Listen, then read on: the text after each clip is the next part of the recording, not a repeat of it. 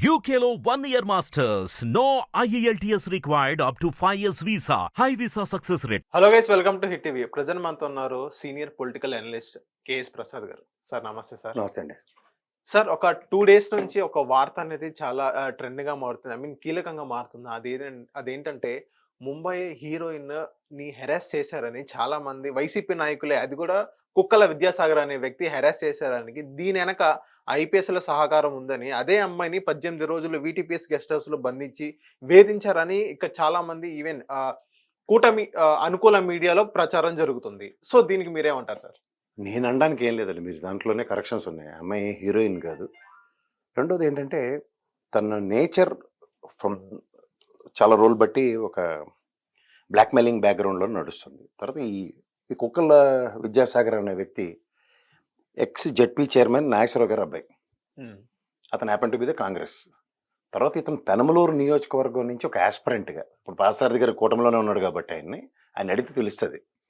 Last మూమెంట్లో ఈ mental harassment, ఈ అమ్మాయి విజయత్వం అనియో అమ్మాయి పేరు ఏదో 2-3 పేర్లు ఉంటాయి.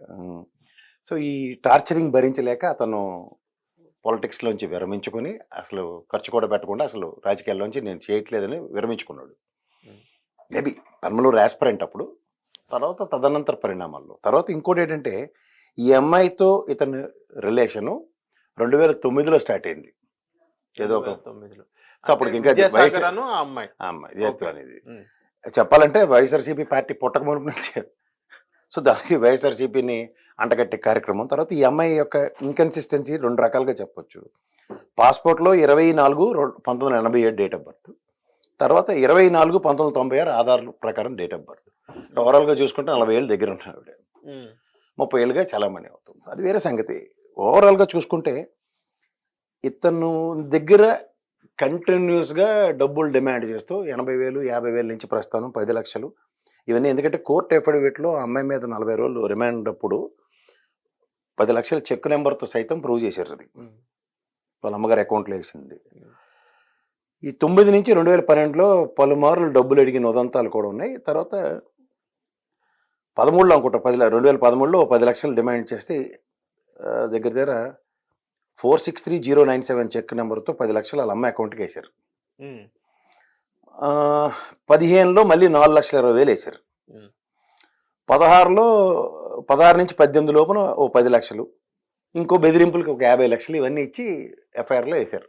ఇక్కడ ప్రాబ్లం వల్ల ఏంటంటే అండి, ఒక 15 ఏళ్ళుగా కంటిన్యూస్గా తను టార్చర్ పెడుతుంది, బెదిరిస్తాను ఇచ్చేస్తాను. తర్వాత హోటల్లో ఫోటోలు తీసింది ఉదంతా.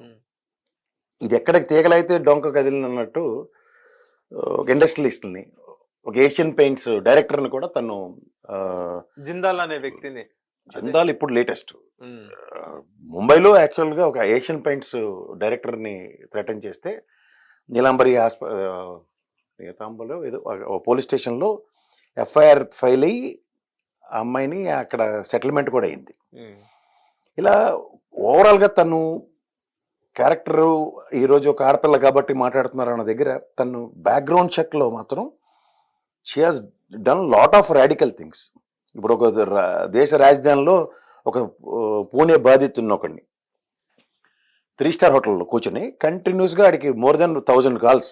అమిత్ సింగ్ అనే ఇంకొక వ్యక్తి కాదంబరి చాలా క్లోజ్, అమ్మాయిలు నెరగేసి, ఇవన్నీ చాలా ఉన్నాయి తన మీద allegations. And there are certain things which are proved. ఇక్కడ ఏంటంటే డీజీపీ ఆఫీస్కి అటాచ్ చేసిన ఒక 16 మంది ఐజీ స్థాయిలు, డీజీ స్థాయిలు ఉన్న వ్యక్తులు, ఎస్పీలని వీళ్ళ దగ్గర ముఖ్యంగా ఒక రాణా గారు ఒకరు, ఇంకో ఆయన మన విశాల్ గున్ని గారు, సీతారామాంజనేయులు గారి పేరు కూడా వస్తుంది కదా. నేను అదే చెప్తున్నాను సార్. ఇప్పుడు ఆ టర్మ్లో ఉన్న పోలీస్ ఆఫీసర్స్ అందరినీ ఇన్వాల్వ్ చేసి దీంట్లో మాడుతుంటే ఎస్పీ గారు ఎక్కడన్నా ఇన్వాల్వ్ అవుతారు? మా అయితే ఒక ఎస్ఐసిఏఎల్ గారు ఆ లెవెల్ స్థాయిలో పోలీసులు ఇన్వెస్టిగేషన్స్, ఇంటరాగేషన్స్ ఉంటాయి. ఈ అమ్మాయిని గతంలో కూడా ముంబై నుంచి అరెస్ట్ చేసి తీసుకొస్తున్నప్పుడు జరిగిన గలాబాలు, తదనంతర పరిణామాల్లో కోర్టు డైరెక్షన్లు ఉన్నాయి. ఇప్పుడు జడ్జి గారు ఇవ్వకపోతే రిమాండ్ ఎవరు ఇస్తారు? సరే, గెస్ట్ హౌస్లో ఉంచారు, కొన్నాళ్ళు ఇబ్బంది పెట్టారు, అవన్నీ పక్కదిద్దాం కాసేపు. ఫిజికల్గా రిమాండ్ ఇచ్చింది ఎవరు? కోర్టు అండ్ జడ్జే కదా. సో దాంట్లో అప్రహెన్షన్స్ ఎక్కడి నుంచి వస్తాయి? అమ్మాయి ఇప్పుడు ఐ మీన్ ఒక టీవీలో వచ్చి వీడియో కాల్ ఏమని చెప్తుందంటే, నాకు ఎటువంటి నోటీసెస్ ఇవ్వకుండా నన్ను ముంబై నుంచి తీసుకెళ్లారు అన్నట్టు విధంగా అమ్మాయి చెప్తుంది. ఇప్పుడు 41A నోటీసుల గురించి రఘురామ కృష్ణరాజు గారిది కూడా గతంలో మనకు తెలుసు కదా. ఎక్కడ గోడ కంటిస్తారో లేదా పోలీస్ వ్యవస్థ కొన్ని పనులు కొన్ని దీనిగా చేస్తాయండి. ఆ రోజున్న కంపల్షన్స్ ఏంటో, ఆ రోజున్న సిచ్యువేషన్స్ ఏంటో ఈ రోజు నెరేటివ్స్లో కాదు కదా. ఇప్పుడు ఒక ఆడపిల్లని తీసుకొచ్చి వాళ్ళ ఆడపిల్ల కాబట్టి అన్న కాన్సెప్ట్లో మాట్లాడితే is an endless nonsense. That బ్యాక్గ్రౌండ్లో what exactly he's taken place అన్నది చూసుకోగలిగితే ద క్రెడెన్షియల్స్, ఇప్పుడు ఇంతమంది హీరోయిన్లు ఇంతమంది ఉన్నప్పుడు పర్టికులర్గా స్పెసిఫిక్గా ఇలాంటి క్యారెక్టర్తో ఎందుకు వస్తున్నాయి? ఇట్ ఈస్ ఆర్డినేటెడ్ ఫ్రమ్ కలకత్తా దగ్గర నుంచి ఢిల్లీ వేదికగా, గుజరాత్ చెందిన అమ్మాయి, ముంబై వేదికగా ఎన్ని ఉన్నాయి. ఈడీ కేసు కూడా దీని మీద ఫైల్ అయి ఉంది. ఈడీ ఇంట్రాగేషన్స్లో కూడా certain information which has fallen up. So అన్నీ చూసిన తర్వాత ఈ కేసులో ఇవాళ మీరు ఒక మీడియాని ఎత్తుకెత్తుకుంది కాబట్టి ఆ పరంగా అన్న కోణంలో చూస్తే సరే, ముంబై నుంచి హైదరాబాద్ త్రూగా ఇవాళ విజయవాడ ఇన్వెస్టిగేషన్లో చెప్పాల్సింది చెప్తారు. ఈరోజు హైదరాబాద్ రాగానే హైదరాబాద్ లో ఆంధ్ర పోలీస్ తో సహాయంతో ఆ అమ్మాయి ఇప్పుడు కేసు కంప్లైంట్ చేయబోతుందని అని ఈ రోజు వార్తలు వస్తున్నాయి. ఈ రోజు అమ్మాయి వస్తుందంట. ఇప్పుడు డీజీపీ ఆఫీస్కి ఇద్దరు సీనియర్ మోస్ట్ ఐపీఎస్ని ఇచ్చేస్తే అండ్ పైపచ్చి రాష్ట్రంలో ఇంకేమి సమస్య, శాంతి భద్రతల సమస్యలే లేనట్టు ఈ అమ్మాయిదే ఒక ప్రయారిటైజేషన్ అన్నట్టుగా చూస్తే ఇవన్నీ డైవర్టింగ్ పాలిటిక్స్. సో ఇప్పుడు వాళ్ళు ఏమంటున్నారంటే సార్, కూటమి నాయకులు ఏమంటున్నారంటే అధికారం చేతిలో ఉందని చెప్పి ఎలా పడితే అలాగా మీ ఇష్టారాజ్యంగా వాడుకుంటే ఎలాగని వాళ్ళు అంటున్నారు. ఒక ఆడబిడ్డని ఒక ఇది గెస్ట్ హౌస్ లో ఉండి, అది కూడా వీటీపీఎస్ గెస్ట్ హౌస్ అంటే అది కొండపైన ఉండింది, అదే గెస్ట్ హౌస్ లో ఉంచి చిత్రహింసలు పెట్టడం అది ఎంతవరకు కరెక్ట్ అని వాళ్ళు అంటున్నారు. సార్ అక్కడ చిత్రహింసలు జరిగాయి, ఇవన్నీ ఇన్ని సంవత్సరాలు బట్టి అమ్మాయికి పోలీస్ స్టేషన్, ముంబై పోలీస్ స్టేషన్లో కూడా కంప్లైంట్ ఇవ్వచ్చు కదా అమ్మాయి, if she so concern about it. ఇవాళ ఆంధ్ర పోలీసులు ప్రొటెక్షన్ ఇస్తే కేసు పెడతానన్నది కాదు కదా. మనకి ఎక్కడైనా సరే మనకి వ్యక్తిగతంగా అవహేళన జరిగినా, అవమానం జరిగినా అది ఎక్కడైనా మనకి కంప్లైంట్ 0 ఎఫ్ఐఆర్ ఫైల్ చేయొచ్చు, చాలా ఉన్నాయి ఆప్షన్స్. బట్ ఇదేంటంటే ఇక్కడ సబ్స్టాన్షియల్ సిచ్యువేషన్స్ ఎట్లా ఉన్నాయంటే కోర్టు తనకి రిమాండ్ ఇచ్చింది. దానికన్నా ముందు పూర్వపరాల మీద ఇవాళ మాట్లాడతామంటే నా దగ్గర మీ దగ్గర ఎప్పుడు దాన్ని జస్టిఫై చేయలేం. ఇప్పుడు ఫిజికల్గా తను అనుభవించింది కాబట్టి తను చెప్పేది వి నీడ్ టు. అండ్ అక్కడ గెస్ట్ హౌస్లో పెట్టారు, ఇవన్నీ దీస్ ఆర్ ఆల్ నెరేటివ్స్. ఇదే కోర్టులో గౌరవ జడ్జి గారి ముందు నన్ను ఇలా 15 రోజులు బట్టి హింసిస్తున్నారు ఇదే అని చెప్పినా సరే there will be a lot of things కదా. అవును సార్, అదే అమ్మాయి టీవీ ముందుకు వచ్చి విద్యాసాగర్ అనే వ్యక్తి నన్ను అశ్లీల ఫొటోస్ పంపుతున్నాడు, ఐ మీన్ వాట్సాప్ చాట్స్ మొత్తం తీసి ఇలా చూపించిన అశ్లీల ఫొటోస్ పెడుతున్నారు అని చెప్పి, అది ఎంతవరకు కరెక్ట్ అంటారు? ఒక అబ్బాయి ఒక అమ్మాయికి అలాంటి ఫొటోస్ పెట్టడం అదే తప్పనే నేను చెప్తా.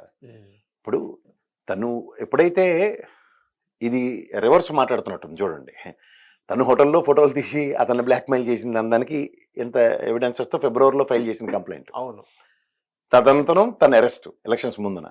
సో దీనికి ముందు ఇప్పుడు నెరేటివ్స్ ఏంటి, నన్ను గెస్ట్ హౌస్లో పెట్టారు, నన్ను హింసించారు, ఇవన్నీ తర్వాత వచ్చే నెరేషన్స్. అవును. So if you really keep things in order, Vidyasagar కంప్లైంట్తోనే ఈ స్ట్రైక్ అయింది ఫస్ట్ ఆఫ్ ఆల్.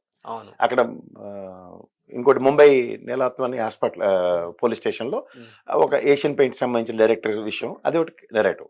తర్వాత ఎగ్జిక్యూటివ్ ఈడీ కేసు సంబంధించిన విషయం, ఇది ఆల్ క్రానికల్ ఆర్డర్లో. సో తను ముంబై ఒక 3 స్టార్ హోటల్ వేదికగా ఒక 1000 కాల్స్ చేసి ఒక బిజినెస్ మ్యాగ్నెట్ని ఎట్లా అన్నది ఇంకొక నెరేటివ్. సో ఈ నెరేషన్స్ అన్నిటిని మీరు చూసుకోగలిగితే these are all proven things. So she holds more than 8-9 iPhones ఉంటాయి తన దగ్గర. తను she continuously calls people around, అవన్నీ ప్రూవ్ అయ్యాయి కదా ఆ కేసెస్. ఇక్కడ ఇప్పుడు ఈ విషయంలో గత ఆఫీసర్స్ని ఇవాళ డీజీపీ ఆఫీస్కి అటాచ్ చేసిన తర్వాత జరిగే పరిణామాలకని చూడండి. విశాల్ గున్ని గారిని అండ్ రాణా గారిని ఈ కేసెస్లో అంటే మిగిలిన 16 మందికి ఎట్లా ఉంటాయి. ఇప్పుడు ఆల్రెడీ రఘురామకృష్ణరాజు గారి దీని మీద డీజీపీ ఆఫీస్కి అటాచ్ అయిన వాళ్ళు ఇవాళ వాళ్ళని కూడా ఇవాళ ఎంక్వైరీ అని చెప్తున్నారు, సిఐడి సునీల్ నేను అండ్ ఇంకో ఆయన. సో ఇవన్నీ మీకు అర్థమవుతుంది ఏంటి, ఈ 16 మంది ఆఫీసర్స్ ఆ రోజు ఆ సర్కమ్స్టాన్సెస్లో వాళ్ళు వర్క్ చేసిన విధానానికి today they are been question.